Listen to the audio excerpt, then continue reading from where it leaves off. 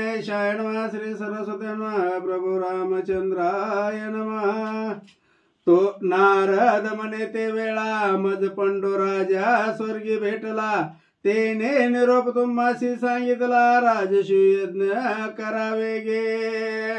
ग्रंथकर्ते श्री संत श्रीधर स्वामी या ठिकाणी सांगतायत, हस्तिनापुरीचा राजा धर्म आणि धर्मराजाच्या घरामध्ये नारद महर्षी आले, स्वर्गामधला निरोप घेऊन आले आणि नारदांनी सांगितलं की धर्मा, मी स्वर्गामध्ये जात असताना सहज यमाची भेट घ्यायला गेलो होतो, त्यावेळेस तिथं मला पंडू राजा भेटला, तुमचा वडील, आणि त्या पंडू राजानं माझ्यापाशी असं सांगितलंय की महाराज, जर तुम्ही हस्तिनापूरला गेलेत तर माझ्या मुलाला एवढा एक निरोप द्या, कोणता वाचा। त्या पुण्य करुणी सहज शक्र शेजारी वैसे पंडुराज, तुम्ही पुत्र त्याची तेजपुंज करावे काज एवढे। आणि मग त्यावेळेस नारद महर्षी सांगतायत, पंडू राजा नारदांना सांगू लागला, स्वामी तुम्ही मृत्यू लोकात जर गेले, कारण तुम्हाला 3 लोकांमध्ये क्षणात गमन आहे, दक्ष शाप नारदासी, स्थिर न राहे मुहूर्तासी, किंवा एक मुहूर्त सुद्धा तुम्ही स्थिर राहणार नाही, असा दक्षाचा नारदांना शाप आहे, त्यामुळे तुम्ही त्रिभुवनामध्ये गमन करतायत, जर तुम्ही मृत्यू लोकामध्ये गेलात तर माझ्या मुलांना एक निरोप द्या की बाबा राजसूय यज्ञ करा, आणि त्या यज्ञाच्या पुण्यानं मी इंद्राच्या शेजारी बसेल। आता कुठे आहे मी? यमाच्या राज्यामध्ये आहे, यमाच्या नगरात मी राहतोय, यमाच्या नगरीमधून यमाच्या तावडीतून सुटून मी इंद्राच्या शेजारी बसेल, असं पंडूराजाला नारद महर्षी पंडूराज सांगतात। ऐसे धर्मरायाशी सांगून उर्धव पंते गेला ब्रह्मानंदन, धर्मराज बंधू बोलावून विचारासी बैसले। आणि मग नारद महर्षींनी त्यांचा निरोप दिला, ती निघून गेले। निघून गेल्यानंतर ना परत धर्मराजानं बैठक घेतली, आपले जे बंधुराज आहेत, भाऊ आहेत, 4 भावांना धर्मराजानं एकत्र बोलवलं आणि विचार मांडला की नारद महर्षी असं सांगून गेलेत की आपल्या वडिलांची आज्ञा आहे, आपण राजसूय यज्ञ करावा, ही वडिलांची इच्छा आहे, नारदांचा निरोप आहे, काय करावं असं धर्मराजा बोलू लागला। म्हणे सुफळ न होता पितृवचन, व्यर्थ काय मग वाचून, त्याचे व्रत गेले धर्मदान, तपाचरण कायसे त्यांचे। धर्मराजानं पुरावा देऊन बोलायला सुरुवात केली, हे बघा, जो वडिलांचा शब्द ऐकत नाहीये किंवा वडिलांनी जे सांगितलंय त्याचं जर उल्लंघन करत असेल, त्यांचं ऐकत नसेल, तर त्यानं आजपर्यंत केलेलं धर्म दान व्रत तप सर्व वाया जात, असं धर्मराज सांगू लागला। व्रता गेला पितृवचनार्थ, तो पुत्र नव्हे प्रत्यक्ष जंत, तो वाचुनी भुभार व्यर्थ अनुपकारी अभागी। आणि धर्मराजानं बोलायला सुरुवात केली की वडिलांचं जे वचन आहे ते जर व्यर्थ गेलं, ऐकलं नाही, तर तो मुलगाच नाहीये म्हणले, आणि मुलगा असून सुद्धा त्याचा काहीच उपयोग नाही, जमिनीला तो भार आहे, असं धर्मराजा आपल्या भावांना बोलू लागला। पितृवचने उपजे त्रास, सद्गुरुसी करी द्वेष, कुशब्द बोले मातेस, तो अल्पायुषी जाणीजे। श्रीधर स्वामींनी सांगितलं, महाराज लवकरात लवकर अटॅक येऊन कोण मरतय, म्हणजे अल्प आयुष्य कुणाला म्हणायचं किंवा कुणाचं आयुष्य कमी असतंय। श्रीधर स्वामींनी सांगितलं, पितृवचने उपजे त्रास, वडिलांनी 4 गोष्टी सांगितल्यानंतर ना वडिलांच्या बोलण्याचा ज्या मुलाला त्रास होतो, सद्गुरुशी करी द्वेष, जो सद्गुरूचा द्वेष करतो, कुशब्द बोले मातेस, जो आपल्या आईला वाईट शब्दानं बोलतो, उपहास करतो, अशी जर कोणी असतील मुलं तर ते अल्प आयुष्य आहेत, लवकर मरतात, असं श्रीधर स्वामी सांगतात. भक्त देखता करी उपहास, साधूशी लावी नसते दिवस, सद्गुरुनी म्हणे मीची विशेष, तो नर अल्पायुषी जाणीजे. तोच माणूस अल्प आयुष्य आहे महाराज, कमी आयुष्याचा आहे, लवकर मरतो अटॅक येऊन. कोणता? भक्त देखता करी उपहास.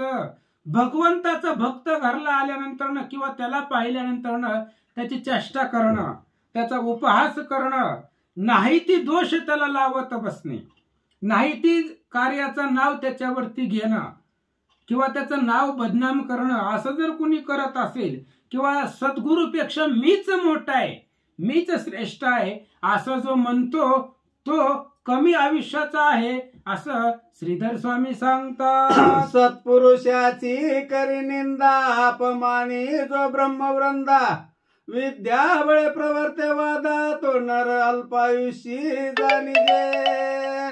तो अल्प आयुष्याचा आहे महाराज, जो सत्पुरुषाची निंदा करतो.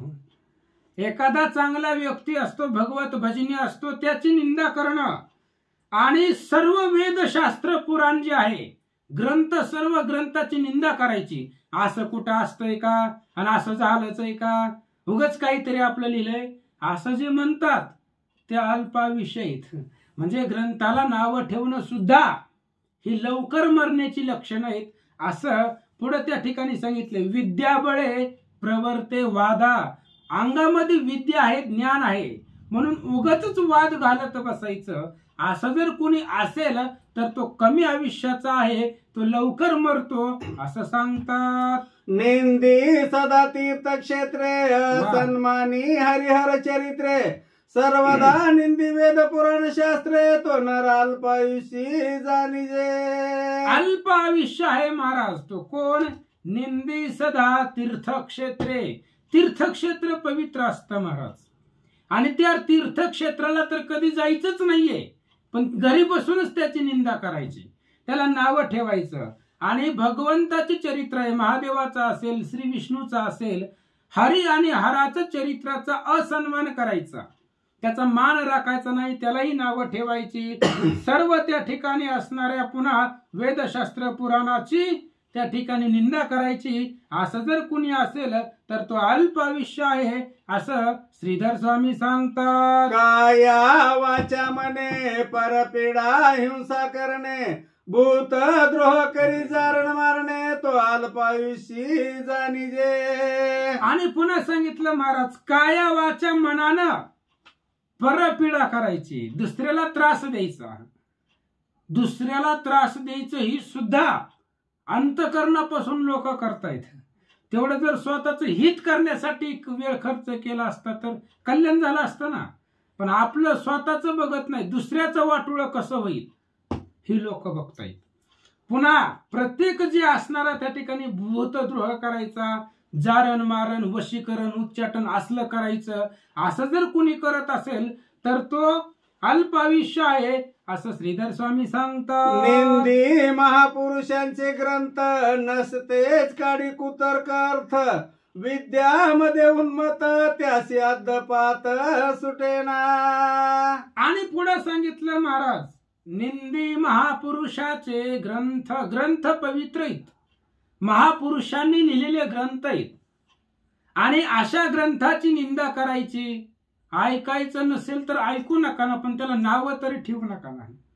जी एखादा व्यक्ती भगवंताची भक्ती करत असेल, ग्रंथ वाचत असेल, घरामध्ये त्याचं चालू आहे, तुम्हाला त्याच्यापासून काय त्रास आहे? पण उगाच उठल्यापासून पहाटे ती पुस्तक घेतंय, मोबाईल घेतंय, बसतंय उगा आरडत, दुसऱ्याला बी झोप नाही, स्वतःला बी त्रास. असं जर कोणी म्हणत असेल तर तो काय आहे हो, तो त्याला अधपात सुटत नाहीये, तो नरकाला निश्चितच जातो. नाही ती कुतर्क ग्रंथामधलं काढत बसायचं, अर्धीच ववी घ्यायची आणि त्याचा वाईट त्या ठिकाणी वापर करायचा. असं जर कोणी करत असेल किंवा विद्याने उन्मत असेल तर तो अधपताला जातो, असं सांगतात.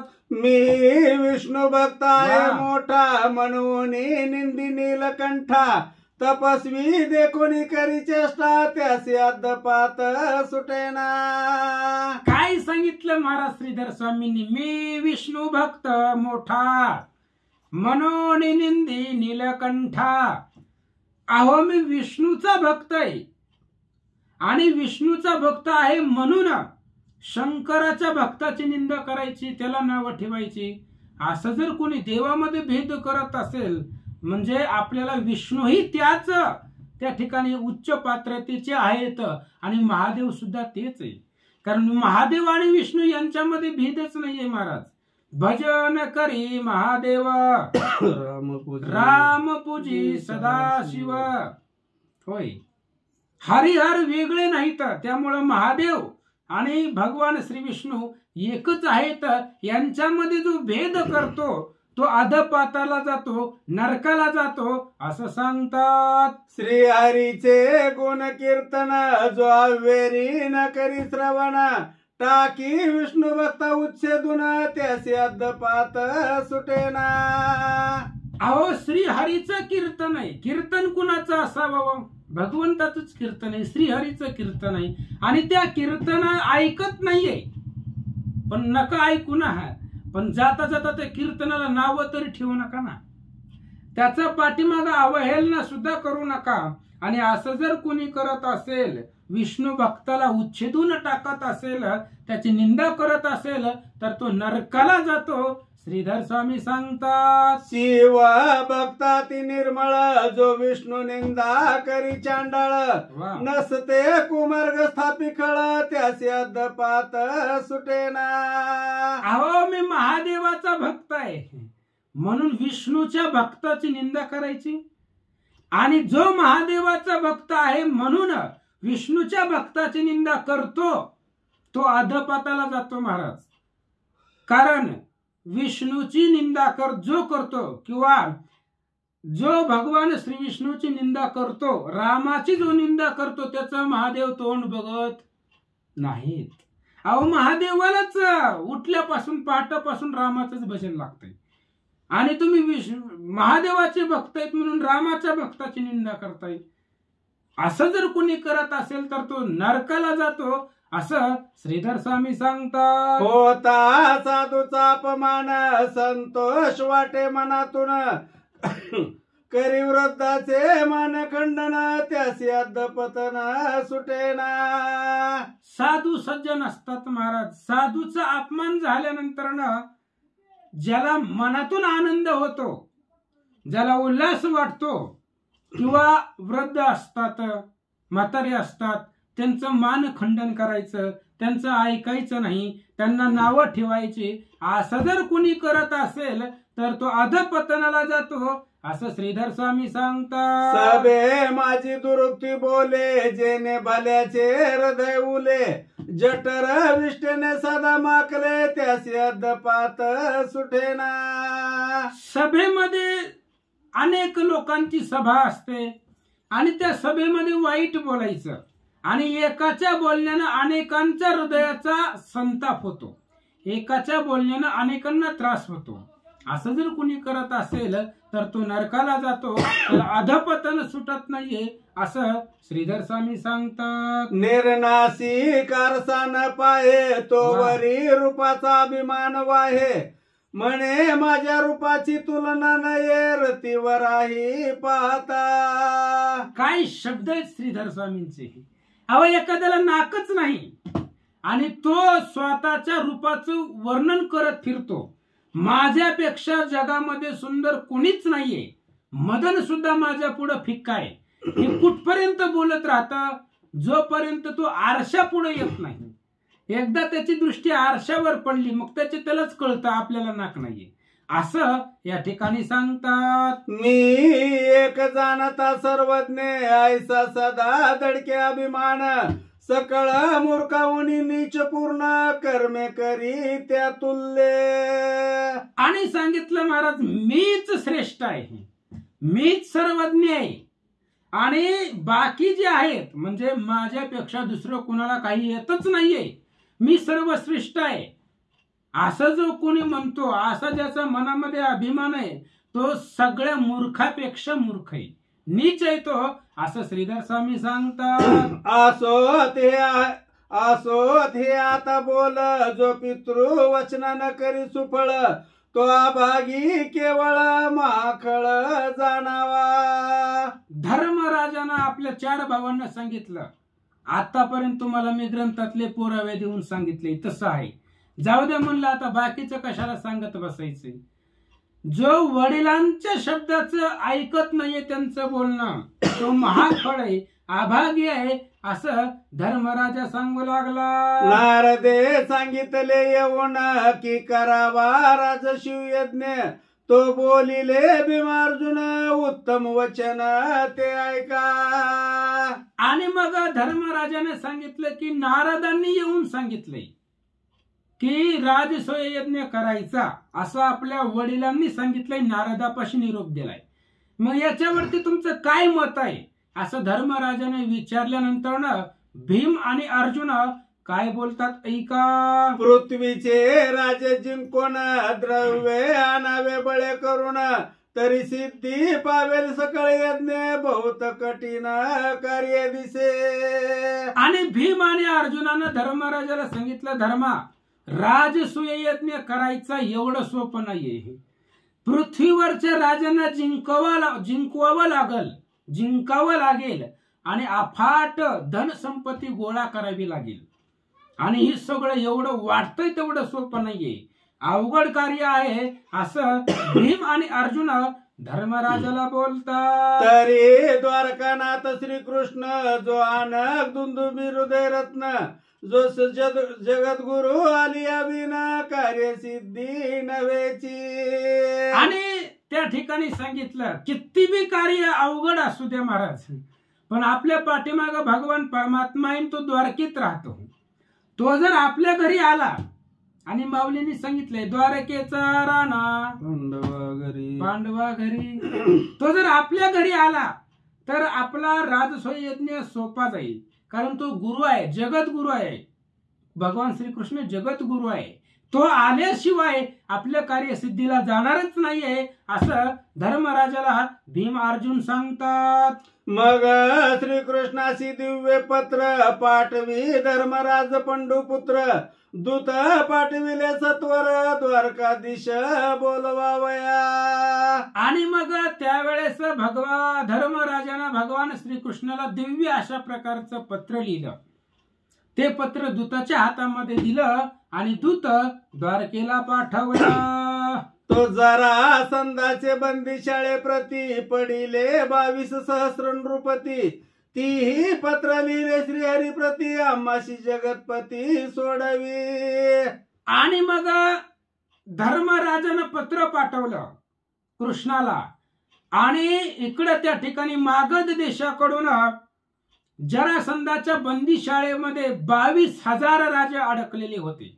त्या राजानेही भगवान श्रीकृष्णाला पत्र लिहिलं, आम्हा जगतपती सोडवी, आम्हाला या संकटामधून सोडव, असं त्या 22,000 राजांनी सुद्धा कृष्णाला पत्र लिहिलं. इकडून धर्माचंही पत्र लिहिलं, 2-2 पत्र कृष्णाला आले. कृष्ण महाराज भगवंत काय विचार करतात ऐका. दोन्ही कडून आली पत्रे, ती सोय वाचिली वारीज नेत्रे, मग काय केले स्मरारी मित्रे, ते विचित्र परिसापा.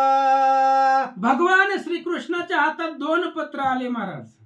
एक पहिलं पत्र आलं धर्मराजाचं, आणि दुसरं पत्र आलं जरासंधाच्या बंदीमध्ये पडलेले 22,000 राजांचं.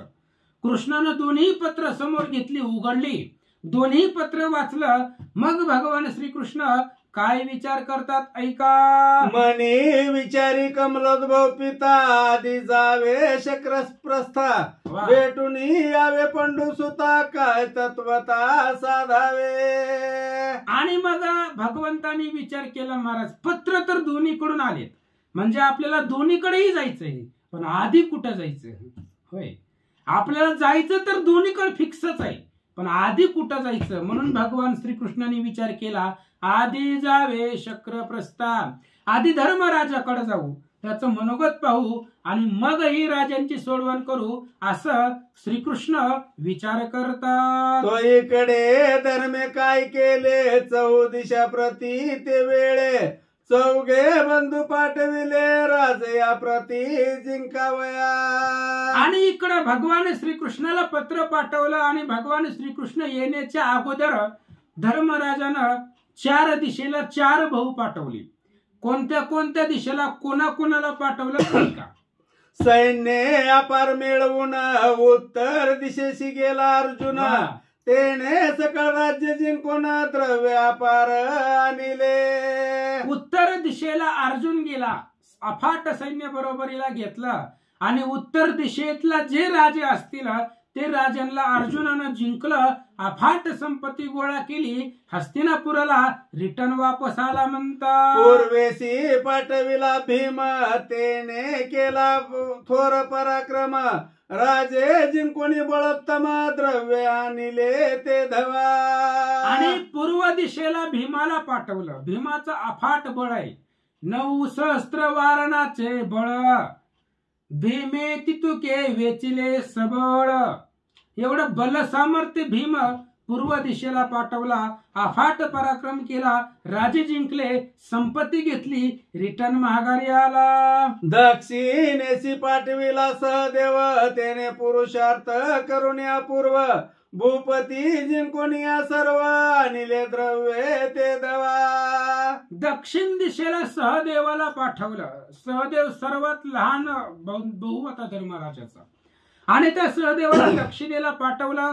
अफाट अशा प्रकारचा पुरुषार्थ केला, राजे सर्व अधीन केले, सैन्य संपत्ती मिळवली असं सांगतात. पश्चिमेशी पाठविला नकुळ तेने नृपती जिंकून या सकळ द्वारकेशी आला प्रबळ सैन्य सहित ते धवा. आणि मग पश्चिम दिशेला नकुळाला पाठवलं आणि तो नकुळ पश्चिम दिशेचा सैन्य राजे जिंकत द्वारकेमध्ये आला असं सांगतात. हरीशी नगरा बाहेरी राहून हरीशी पत्र पाठविले लिहून माता धर्माची मुद्रिका करून दूता हाती दाडिले. आणि मग नकुल महाराज त्या ठिकाणी पश्चिम दिशेकडून द्वारकेमध्ये गेले. द्वारकेमध्ये गेल्यानंतर गावाच्या बाहेर राहिले आणि तिथून पत्र लिहिले भगवान श्रीकृष्णाला. त्याच्यावरती धर्मराजाची सही असलेली मुद्रिका, शिक्का, धर्मराजाचा शिक्का त्या पत्रावरती टाकला आणि दूताच्या हातामध्ये पत्रिका भगवान श्रीकृष्णापर्यंत पोहोचवली म्हणतात. श्रीरंगे पत्र उकलिले देखा तो धर्माचा असे मस्तकी शिक्का श्रीकृष्णे वंदिले मस्तका हृदय धरिले सप्रेमा. आणि मग भगवान श्रीकृष्णाच्या हातामध्ये पत्र आलं. त्यांनी उघडलं पत्र तर वरती धर्मराजाची सही होती, शिक्का होता. ओळखलं की धर्मराजाचं पत्र आहे. भगवंताने ते पत्र मस्तकाला लावलं, प्रेमानं त्याचं आलिंगन त्या ठिकाणी घेतलं आणि काय विचार करतात ऐका. म्हणे मी अजित निर्गुण परिमज भक्ती जिंकिले पूर्ण मी सदा तया आदिन त्यांचे वचन मानित मी. भगवान श्रीकृष्णाने सांगितलं मी निर्गुण आहे, मी आला नावा रूपा, तुका म्हणे झाला सोपा. ह्या भक्तांच्या कार्यासाठी, भक्तांच्या संरक्षणासाठी मी आलोय. आणि पुढे त्या ठिकाणी सांगितलं भक्तांनीच मला जिंकलंय. होय, भक्तीनेच देवाला जिंकता येतं. भावाबळे आकळे एरवी नाकळे आणि करतळी आवळे तैसा हरी. म्हणजे भक्ताच्या हृदयामध्ये हातावर भगवंत राहतो. म्हणजे भक्त नाचविल तसा भगवंत नाचतो. आणि त्यांनी सांगितलं कृष्णानं मला ह्या भक्तांनी जिंकलंय आणि मी याच्यासाठीच आलोय. कशासाठी? भक्त राखे पायापाशी दुर्जनाशी संवारी. याच्यासाठी मी सगुण रूपाला आलोय. मी भक्तांच्या अधीन आहे, त्यांच्या अंकित आहे असं भगवान श्रीकृष्ण विचार करतात. जे दाविती धन विद्या तप बळ त्यासी नातुडे तमाळ निळ मी भक्ता दिन सदा काळ जे प्रेमळ अंतरीचे. अहो जे भगवंताला पैशाचं बळ दाखवतायत, त्याच्याकडे भगवंत बघत सुद्धा नाही महाराज. पैसे त्याला पैशाचा लोभ असणार आहे का? पैसे म्हणजेच लक्ष्मी आहे आणि तो तर लक्ष्मीचा नवरा आहे. मग त्याला पैशाची काय हवा असणार आहे महाराज? त्याला फक्त भक्ती आणि प्रेम लागतं. भक्ती प्रेमाविन ज्ञान नको देवा. आणि त्यांनी सांगितलं, जे धनवान धनाचं विद्या मला दाखवतायत, धनाचं बळ दाखवतायत, मी त्याला आतडत नाहीये. मी भक्ताचे अधीन सर्व काळ आहे, भक्तच मला जिंकतात असं विचार भगवंत करतात. अनंत जन्म तप केले पांडवी पूर्वीची मज जिंकिले, हरीने द्रव्यापार ते वेळे आणून दिले माद्री सुता. नकुल महाराज आले होते, पृथ्वी जिंकत जिंकत जिंकत द्वारकेला आले होते महाराज. आणि कृष्णाने विचार केला, सहदेव बी आपलाच आहे, धर्म बी आपलाच आहे, पांडव सगळे आपलेच आहे. अरे ह्या पांडवांनी अनंत जन्माचं तप केलंय महाराज. पाहते पांडव अखंड वनवासी, परित्याग कृष्णासी आठवीती. त्यांनी अनंत जन्म तप केलंय. जन्मोजन्मी आम्ही बहुपुण्य केले, तेव्हा या विठ्ठले कृपा केली. भगवंतांनी सांगितलं, ह्यांनी अनेक जन्माचं तप केलंय, तेव्हा मला यांच्या अधीन पांडवांनीच मला पूर्वी जिंकलंय असं म्हणले. नकुल महाराजांना स्वतःच्या हाताने भगवंतांनी द्वारकेमधल्या सर्व संपदा दिल्या म्हणतात. द्वारके बाहेर येऊन गोपाळ नकुळा भेटला तात्काळ, नकुळे दृढ धरिले पद कमळ, जगद्वंद्याचे ते धवा. आणि मग भगवंत द्वारकेच्या बाहेर आले महाराज. आल्यानंतर नकुळानं पाहिलं भगवंत आला आणि नकुळानं सांगितलं, धन्य मे आपुले मानेन संचित. भाग्य बलवान आहे महाराज म्हणून देवाचं दर्शन भेटलं, पाया पडला. भगवंतांनी त्याला आलिंगन दिलं. काय विचार करतात ऐका. नयनीचे अश्रू जीवन तेने प्रक्षाळिले कृष्ण चरण, कंठ दाटला प्रेम करुण जगत जीवन हृदय धरी. आणि मग नकुल भगवंताच्या पाया पडला. डोळ्यामधून अश्रुधारा वाहू लागल्या आणि त्या अश्रू डोळ्यामधून पाण्यानं भगवंताचं पाय धुतले. एवढं त्या ठिकाणी असणारं नकुलाचं भगवंतावरती प्रेम होतं. भगवंताने उठवलं, हृदयाला लावलं असं सांगतात. नकुल मने श्रीकर धरा, ब्रह्मांड नायका भुवन सुंदरा, कंसांतका मधुसंवारा समरधीरा गोविंदा. नकुलाने सांगितलं, भगवंता तुम्ही कसे आहे? तो ब्रह्मांड नायका भुवन सुंदरा. अहो ब्रह्मांडाचे नायक आहेत तुम्ही, श्रेष्ठ आहेत तुम्ही, सुंदर आहेत. आणि पुढे त्या ठिकाणी कंसाला मारणारा आहे म्हणून त्या ठिकाणी असणारे समरधीर गोविंदा भगवंता तुम्ही आहेत असं नकुल महाराज बोलतात. मी तुझा मी दासानुदास विश्वंभरा, म्या पत्राचे श्री केली मुद्रा, वीरांची जनका प्रताप रुद्रा, अन्याय क्षमा करिया. सहदेवाने सांगितलं, देवा आम्ही तर तुमचे अंकित आहे, आम्ही तुमचे दास आहेत आणि तुम्हाला जे पत्र लिहिलंय त्या पत्रावरती मी शिक्का मारलाय, हा माझा अपराध झाला, त्यामुळं भगवंता क्षमा असावी असं नकुल महाराज बोलतात. श्रीरंग मने सकया ऐक, तुम्ही निज प्रेमे देवने अलौकिक, मज विकत घेतले देक सत्य सत्य त्रिवाचा. आणि त्यांनी सांगितलं महाराज, कोणी सांगितलं हो? भगवंताने सांगितलं, नकुला अरे तुम्ही मला प्रेमानं जिंकलंय आणि विकत घेतलंय, म्हणजे मी आता माझं राहिलोच नाहीये, मी तुमचाच झालोय. जेवत्या ताटावरनं उठले होते महाराज द्रौपदीचं लाज रक्षण करण्यासाठी, म्हणून मला तुम्ही सर्वस्वानं त्या ठिकाणी विकत घेतलं असं सांगतात. नकुल द्वारके माझी नेला, दिव्य वस्त्राभरणी गौरविला, द्रव्ये अपार देत ते वेळा, जो जे भोगींद्रासी नगनवेची. मग भगवान श्रीकृष्णानं नकुलानं द्वारकेमध्ये नेलं महाराज.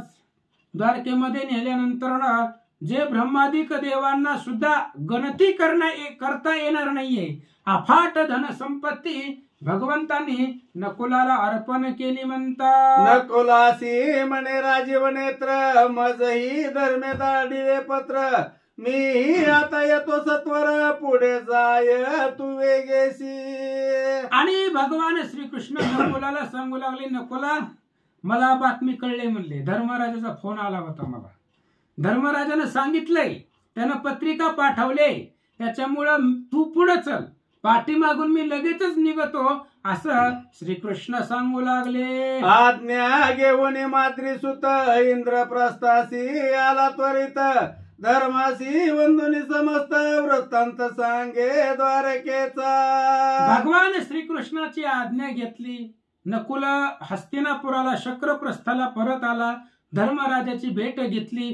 जे घडलं ते सगळं नकुलानं धर्माला सांगितलं. सद्गदित झाला धर्म म्हणे आमुचारुणी पुरुषोत्तम तव तो विश्व मनोभिराम येता झाला शक्रप्रस्थासी. धर्मराजानं ऐकलं नकुलाचं आणि धर्मराजानं सांगितलं, भगवंत आमचा कृपाळू आहे, दिनाचा त्या ठिकाणी सोयरा आहे आणि आमच्या हाकेला धावतो असं म्हणेपर्यंत भगवान श्रीकृष्ण तिथं आले म्हणतात. पुढे जाऊन धर्मराजे वंदिली हरिणीची चरणांबुजे वर्तमान झाले ते सहजे सर्व कथिले हरिप्रती. आणि धर्मराज पुढे गेला, भगवंताच्या पाया पडला आणि जे आतापर्यंत घडलं होतं ते सगळं धर्मानं कृष्णाला सांगितलं. एक जरासंध वेगळा करून सर्व राजे जिंकिले पूर्ण मग बोले कंस प्राणहरण तरी यज्ञ कैसा होईल. आणि मग धर्मराजाने सांगितलं, देवा एक जरासंध सोडून पृथ्वीवरचे सगळे राजे जिंकलेत. कृष्णाला तेच महत्वाचं होतं महाराज, जरासंधाला मारणं महत्वाचं आहे. कृष्णाने सांगितलं यज्ञ होत नसतं म्हणले तुमचा, आधी त्याला मारावं लागते. त्याला मारण्याचा उद्देश होता ही 22,000 सोडवायची होती. म्हणून कृष्णाने सांगितलं, धर्मा त्या जरासंधाला मारल्याशिवाय यज्ञ पूर्ण होणार नाहीये असं श्रीकृष्ण सांगतात. जरासंध परम सबळ मथुरेशी धरिला 17 वेळ परित्याच्या मरणाचा काळ समीपासे यावरी. आणि कृष्णानं धर्माला सांगितलं, धर्मा ती जरासंध बलवान आहे, जरेने जोडीला सुबुद्ध मनोनी नाम. जरासंध पुढे येईल कथा, बलवान आहे तो जरासंध. मग तो मथुरेला असताना आला होता, मी मथुरेवर असताना तो आला होता, त्याला आम्ही 17 वेळा धरलं होतं, पण त्याचा मृत्यू काळ आता आला असं श्रीकृष्ण सांगतात. मग भीमाने अर्जुन संगे घेऊन जगजीवन सवेची त्रिवर्ग निघून येते झाले मागधपुरा. मग लगेचच भगवान श्रीकृष्णाने विचार केला, त्याला आता मारायचं, त्याची मृत्यूची वेळ जवळ आली. म्हणून भगवान श्रीकृष्ण त्या ठिकाणी भीम आणि अर्जुनाला बरोबर घेतलं आणि मगध देश होता त्या देशाच्या सीमेपर्यंत आले असं सांगतात. दुर्ग डासळोनी बळे आडमार्गे ग्रामात गेले तो बेरी निशान देखिले भीमे फोडिले हानोनी. आणि या भगवान श्रीकृष्ण भीम आणि अर्जुन सरळ हायवेने गेले नाहीत महाराज, आडरानामधून गेले. दुर्ग वगैरे ढासळून आतमध्ये गेल्यानंतर ना राज्यामध्ये ती वाद्य वाजत होती लोक, त्यावेळेस भीमानं ते वाद्य फोडून टाकलं असं सांगतात. ब्राह्मण वेष्टी धरिले जरासंधाचे मंदिराशी गेले तो बळी हरण टाकावया ते वेळे बाहेर आला जरासंध. आणि हे असणारी तिघांनी ब्राह्मणाचा वेश धारण केला. भगवान श्रीकृष्ण गुरु झाले, भीम अर्जुनाला शिष्य केले. आतमध्ये नगरामध्ये गेला त्यावेळेस जरासंध बाहेर आला होता आणि जरासंधानं ह्या तिघांना पाहिलं म्हणतात. तो देखिले तिघे ब्राह्मण जरासंध करीत ऐंशी नमन तव ते न बोलती धरिले मौन आशीर्वचन न देती. जरासंध बाहेर आला, सहज तिघ दिव्य अशा प्रकारचे ब्राह्मण पाहिले, चेहऱ्यावरती तेज होतं. आणि असे दिव्य ब्राह्मण पाहिल्यानंतर ना जरासंधानं स्वभावानं नमस्कार केला. ह्यांनी बोललेच नाहीत महाराज, त्याला आशीर्वादही दिला नाही, काहीच बोलले नाहीत. त्यावेळेस काय होतं ऐका. जरासंधाचे यज्ञ शाळेत जाऊन मौने बैसले तिघे जण. राजा म्हणे कैसे ब्राह्मण काही वचन न बोलती. आणि जरासंधाची जी यज्ञशाळा होते, यज्ञ करण्यासाठी जी ब्राह्मण आले होते, त्या असणाऱ्या ब्राह्मणाच्या मेळ्यामध्ये यज्ञशाळेमध्ये 3 जण जाऊन बसले. जरासंधाने विचार केला, कसले ब्राह्मण आलेत, म्हणले काही बोलत बी नाहीत, काही मागत बी नाहीत, असं विचार त्याच्या मनामध्ये आले. म्हणतात जरासंध म्हणे होती हो सांगा, काही इच्छा असेल ते मागा. हरी म्हणे युद्ध भिक्ष देई वेगा, तिघामधून एकासी. आणि मग त्यावेळेस जरासंधानं सांगितलं, त्या ब्राह्मणाला विचारलं, बाबांनो आल्यापासून बघायला लागलो तुम्ही काहीच बोल नाहीत, आम्ही पाया पडलो, तुम्ही आशीर्वादही दिला नाही, फुकटचा आशीर्वाद आहे, त्याला काय पैसे लागतात का, ती बी तुम्ही दिला नाही.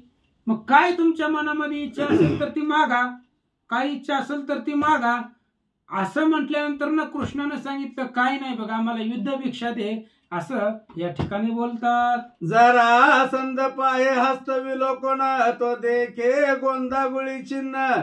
म्हणे हे नैवेद्य ब्राह्मण महाक्षत्रिय आहे ती. जरासंधानं पाहिलं महाराज, ही ब्राह्मणाच्या वेशामध्ये आहेत पण ब्राह्मण नाहीत. कारण ब्राह्मणाला भांडणाची काय गरज आहे, ब्राह्मण नाहीत, ही युद्ध करण्याची इच्छा प्रगट केली, याचा अर्थ ही महाक्षत्रिय आहेत असा निश्चय जरासंधाला वाटला. म्हणतात जरासंध बोले वचन, म्या भिक्षा दिली तुम्हाला गुण, परी तुम्ही 3 जण आहात कोण सांगावे. जरासंधानं सांगितलं, हे बघा म्हणले, तुमची जी इच्छा आहे ना भांडणं करायची तर भांडणं, तुम्हाला युद्धच करायचं ना, ठीक आहे म्हणजे युद्धरूपी भिक्षा मी तुम्हाला दिली, पण तुम्ही कोण आहेत, काय तुमचं नाव आहे, कुठून आला तर ते सगळं सांगा, असं सांगतात. मग स्वरूपे प्रकटविली 3 जणी, तो भीम अर्जुन चक्रपाणी. जरासंध असोनी काय बोले ते धवा. मग 3 जणांनी आपलं स्वरूप प्रगट केलं. आणि त्यावेळेस जरासंधानं पाहिलं, भीम आहे, अर्जुन आहे, भगवान श्रीकृष्ण आहेत, ही सर्व जणांनी त्या ठिकाणी पाहिल्यानंतर जरासंध हसले. काय बोलतात ऐका. हा गोवळा कपटी कंसारी, ह्यासी मी तो युद्ध न करी. अर्जुनही पाहता समरी, दृष्टी माझी भरेना. आणि मग त्यांनी सांगितलं की बाबांनो, हा गोवळा आहे, हा कपटी आहे, कंसारी आहे, मी याच्या बरोबर युद्ध करणार नाहीये.